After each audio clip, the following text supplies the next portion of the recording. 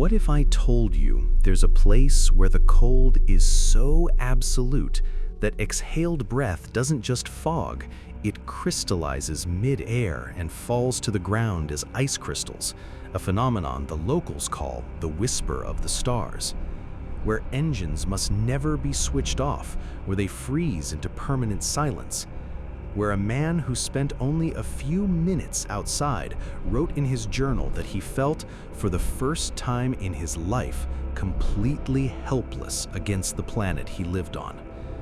And yet, people have lived here continuously for generations. That place has a name. It is called Oymyakon.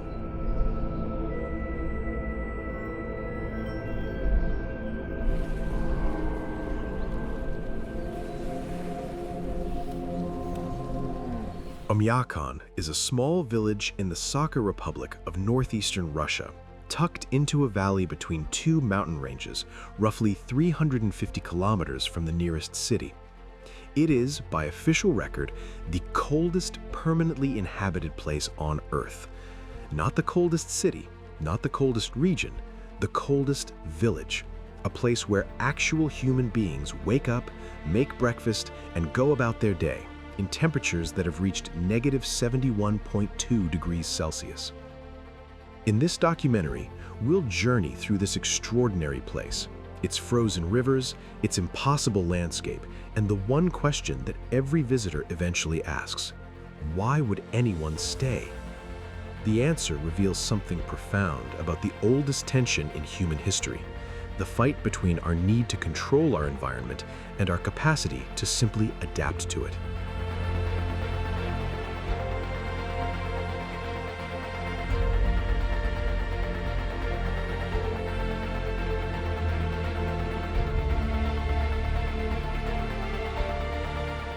Before we go any further, let's understand what we're dealing with.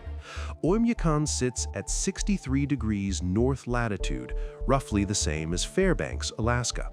But unlike Alaska, it is surrounded by mountains that trap cold air in the valley like a bowl of ice, creating what meteorologists call a temperature inversion. The ground stays cold, the air locks in, and the cold has nowhere to go. In January, the average temperature is negative 50 degrees Celsius. That's not a record, that's Tuesday. The coldest temperature ever officially recorded at Oymyakon was negative 71.2 degrees Celsius in 1926, though some sources argue the true figure may have been even lower. For comparison, the surface of Mars during a Martian summer averages around negative 60. There are days in Oymyakon that are quite literally colder than Mars. The village sits at an altitude of approximately 740 meters. The name Oymyakon in the Yakut language is believed to mean unfrozen water, a reference to a nearby thermal spring that doesn't freeze even in the deepest winters. And here's the remarkable part: around 500 people still live here permanently.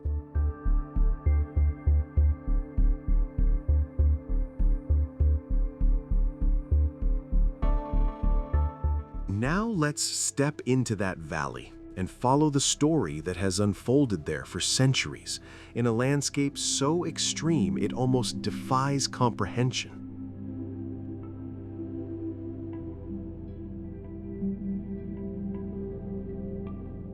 Imagine descending from a mountain road into a valley so quiet that the silence feels physical. Not the absence of noise, but the presence of stillness. In Oymyakon, cold air, being denser than warm air, flows down from the surrounding Chersky and Suntar Hayata mountain ranges and pools in the valley floor like water filling a basin. The mountains don't just surround the village, they imprison it in cold. From above, the valley would look almost peaceful. A wide, snow-blanketed plain threaded by a frozen river, ringed by low, forested hills. From the ground, it looks and feels entirely different. The light in January lasts only 3 hours. In those brief windows, the sun scrapes along the southern horizon, low and thin, painting everything in an amber haze that makes the landscape look painted, beautiful and alien simultaneously. The snow isn't soft here. It doesn't crunch the way it does in warmer climates. It squeaks sharply and loudly beneath your boots, because when temperatures fall below -40, snow crystals no longer compress, they shatter. The cold has its own texture. It sits against your skin like a blade rather than a chill. Even through layers, it finds the gaps, the wrists, the nose, the brief strip of neck between scarf and hat. Scientists call this valley a cold air basin. The technical language almost flatters it. What it really means is that this valley was designed by geography to be as inhospitable as possible, and that human beings looked at it and decided to stay anyway. That is the first note of the tension that will run through everything we see here. The landscape doesn't want to be controlled. It simply is what it is. And the people of Oymyakon, over 1,000 years, have stopped trying to fight it.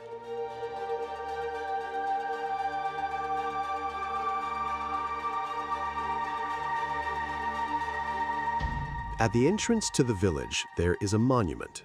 Not a statue of a hero or a revolutionary, not a church spire or a war memorial. It is a tall, conical spire, bright red and silver, with a golden bull perched at the top, and on it, the numbers that have defined this place to the outside world. -71.2.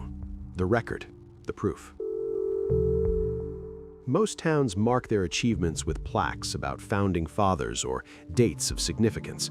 Oymyakon marks its with a temperature, because here, temperature is history, temperature is identity, temperature is the single most defining fact about this place. When you stand next to that thermometer monument on a January morning, your phone will likely stop working within minutes. The battery dies almost immediately in extreme cold. The digital world, all our connectivity, all the technology we use to manage modern life, fails here.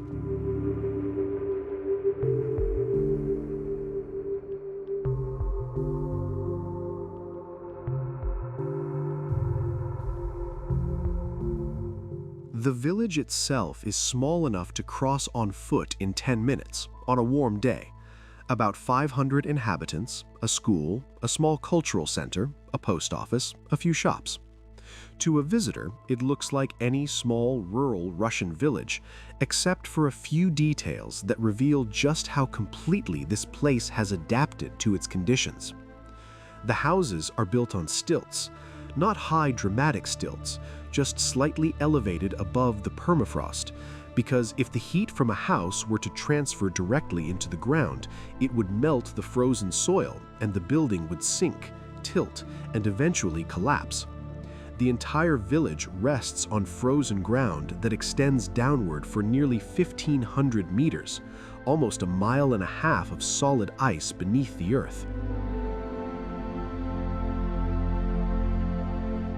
Sewage systems, the backbone of modern urban sanitation, don't exist in the traditional sense. The ground cannot be dug easily, and even if it could, it would freeze solid. The school stays open until temperatures reach -52 degrees Celsius, not 50, not 45, -52, because that is the point at which metal structures begin to become structurally compromised and vehicle fuel thickens beyond usability. Children walk to school in temperatures most adults in warmer climates would refuse to walk to their cars in. And here is the detail that quietly reframes everything. The adaptation isn't dramatic. It's woven into every small detail of how things are built, how they function, how people move through their day. It is so thorough that it has become ordinary. That is what 1,000 years of adaptation looks like.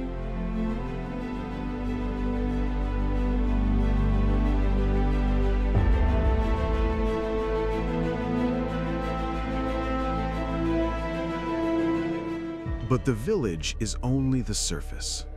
Beneath it, literally and figuratively, lies something older, stranger, and far more unsettling.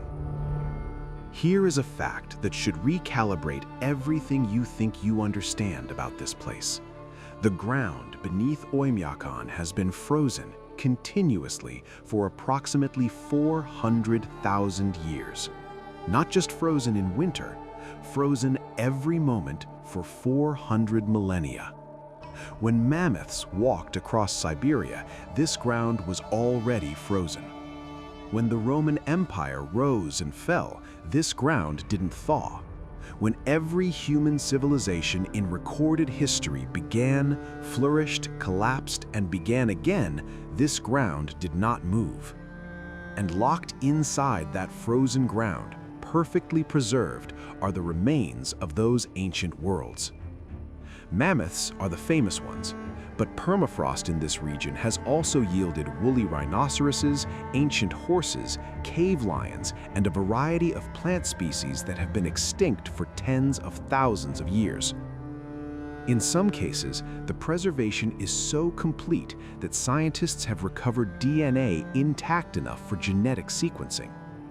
In 2021, researchers found nematode worms, microscopic roundworms, frozen in Siberian permafrost for approximately 40,000 years and successfully revived them. They were alive after 40,000 years of being frozen. The permafrost is not just ground, it is a biological archive, a record of the world before we existed, a library written in ice. And here is the unsettling part. That library is beginning to thaw. In recent decades, the permafrost across Siberia has been destabilizing. Buildings are sinking, roads are warping. In some areas, ancient carbon trapped in permafrost for tens of thousands of years is beginning to release back into the atmosphere. Scientists estimate that Siberian permafrost holds roughly twice as much carbon as is currently in the Earth's atmosphere. If it thaws completely, the climate feedback loop would be unlike anything in human history. Oymyakon is not just the coldest village on Earth. It is, in some ways, a sentinel, a warning. The cold that has defined this place for 400,000 years is the same cold that has been keeping something far larger in check.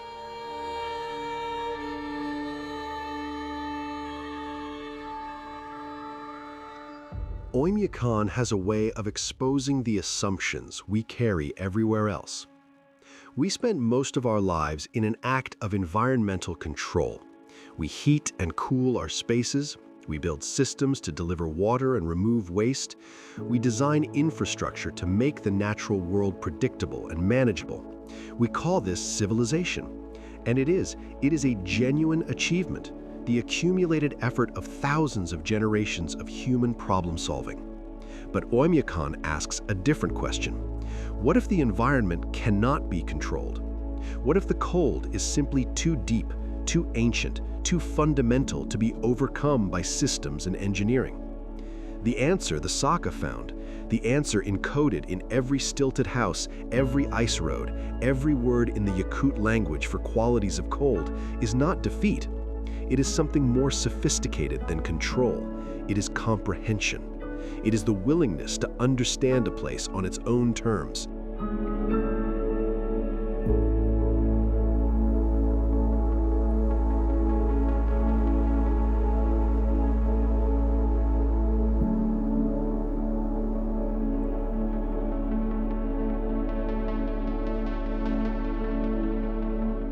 If the journey to Oymyakon sparked something in you, that question of what we can control and what we must simply accept, subscribe for more journeys into the extraordinary corners of this planet. There are more places like this than you might think. Landscapes that refuse to behave, communities that shouldn't exist but do, stories written in ice and stone and silence. And I want to hear from you. If you could spend 1 week in Oymyakon, what would you want to experience most? The aurora? The silence?